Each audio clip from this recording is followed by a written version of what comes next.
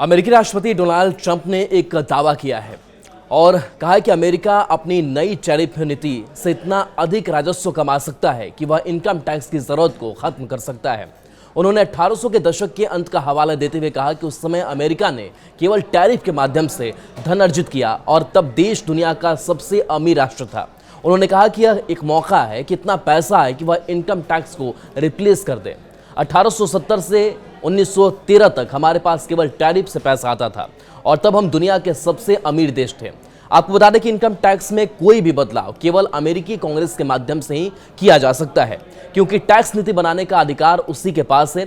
Trump ने कहा कि वह टैरिफ से अर्जित धन का उपयोग करके टिप्स और सोशल सिक्योरिटी पर टैक्स हटाने और अपने अन्य चुनावी वादों को पूरा करने की दिशा में काम कर रहे हैं।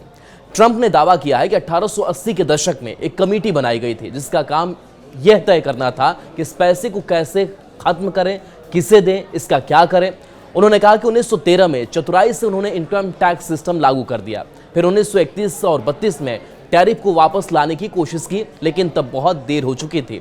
लोग ग्रेट डिप्रेशन के लिए टैरिफ को दोष देते हैं, जबकि डिप्रेशन तो पहले आ चुका था।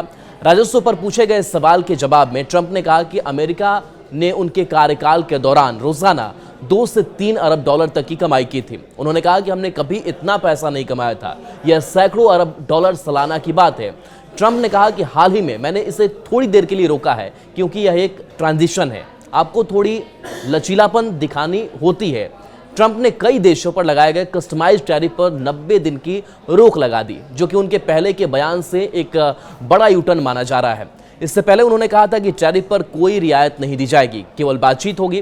ट्रंप के इस बयान को अमेरिकी चुनावी राजनीति और वैश्विक व्यापार नीति के संदर्भ में महत्वपूर्ण माना जा रहा है। जहां एक ओर उनकी अमेरिका फर्स्ट रणनीति को दर्शाता है, वहीं टैक्स प्रणाली को पूरी तरह टैरिफ से बदलने का विचार विवादास्पद और आर्थिक रूप से चुनौतीपूर्ण हो सकता है।